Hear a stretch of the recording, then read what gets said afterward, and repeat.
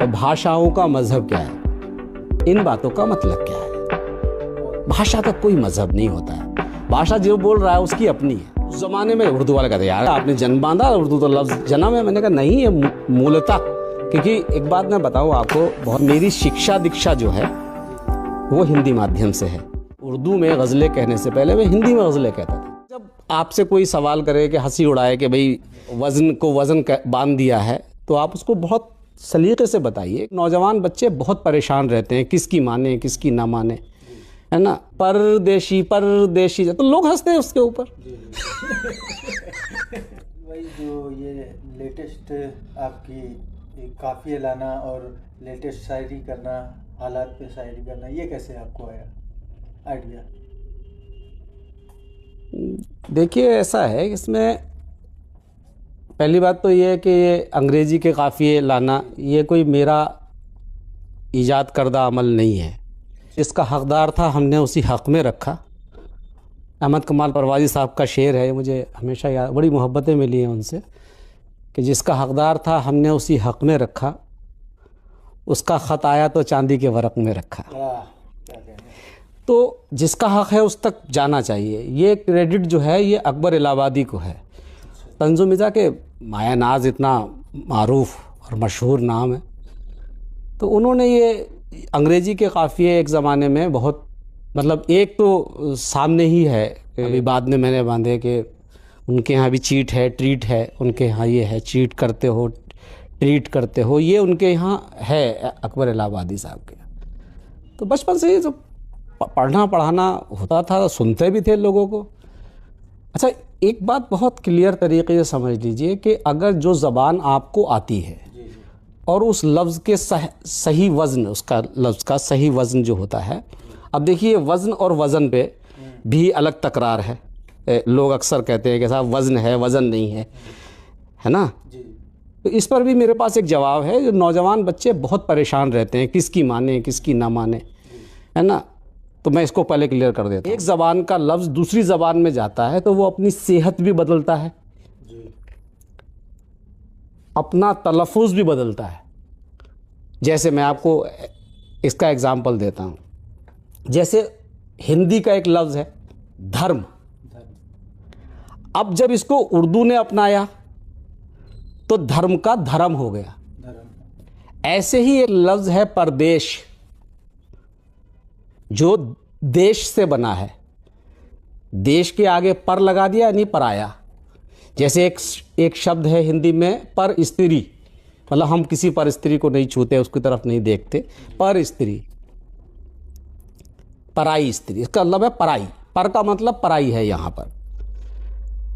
तो जब वो लफ्ज़ परदेश पूरे तलफ़ुज़ के साथ आया, लेकिन उर्दू में ये बड़े शीन से नहीं छोटे शीन से बोला जाता है। अगर आज की तारीख़ में कोई उर्दू वाला अपने यहाँ एक गाना है परदेसी परदेसी जाना नहीं, अगर वो ये गाता परदेशी परदेशी, तो लोग हंसते हैं उसके ऊपर।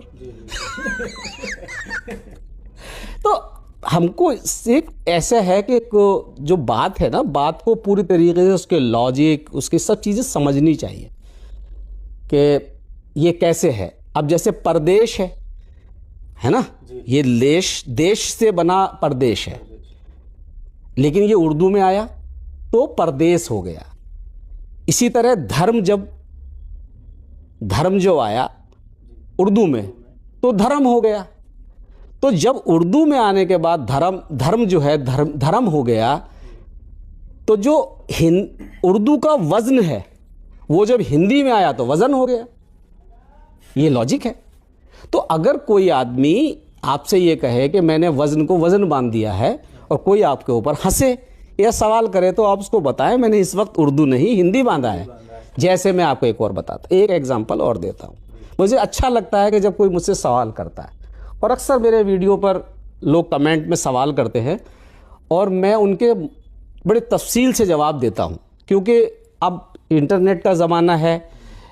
आपके पास अगर कुछ है तो ज़माने के हवाले कर दो, कुछ भी पूछो मुझसे, सिर्फ शायरी के हवाले से नहीं, ज़िंदगी के मुताल्लिक़ अगर आपका कोई सवाल है तो मैं पूरी कोशिश करूँगा, आप कमेंट में लिख दीजिए, मैं उसका जवाब दे दूँगा।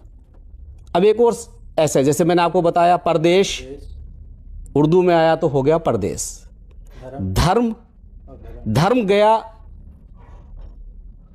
उर्दू में, हिंदी से धर्म गया उर्दू में, जी, तो जाने के बाद में वो हो गया धर्म। ऐसे ही वजन जब हिंदी में आया तो वजन हो गया।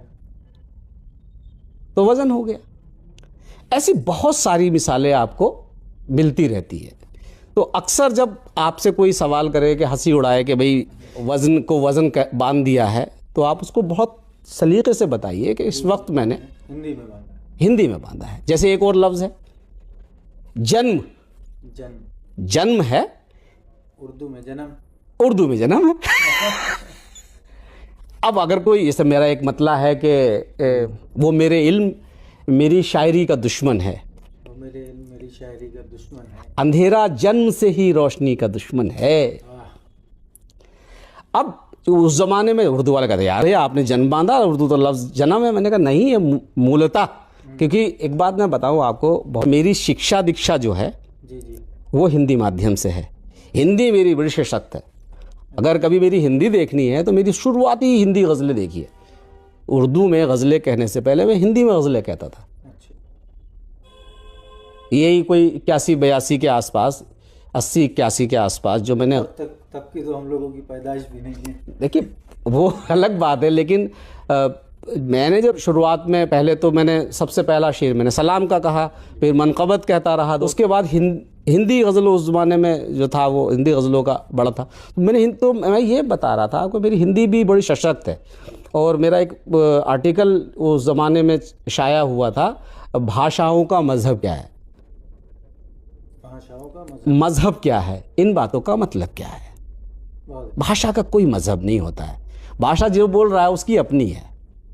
बड़े तफसील से मैंने बताया है हिंदी के मतलब क्या है, हिंदवी के मतलब क्या है, ज़बान लश्करी के मतलब क्या है। ये सब इंटरनेट पर अवेलेबल है। ऐसी कई सारे मेरे जो लेख हैं जो वहाँ पर हैं, उसमें साहित्य में चोरी, साहित्य में चोरी, हाँ 30 साल पहले मैंने आर्टिकल लिखा था। तब तो फेसबुक था भी नहीं, इंटरनेट था भी नहीं, अखबारों में छपा था। तो मैं बता रहा हूँ कि एक ऐसी लफ्ज़ है जन्म, जी जी, जो उर्दू में गया तो जन्म हो गया। लेकिन इसमें एक शर्त रहती है। बताओ क्या शर्त रहती है? क्या? पूछा करो, पूछने से मज़ा आता है। इसलिए क्योंकि सवाल जो है हज़रत अली का जी, कौल है कि सवाल आधा इल्म है। जवाब अगर जब उसका मिल जाता है तो वो मुकम्मल इल्म हो गया।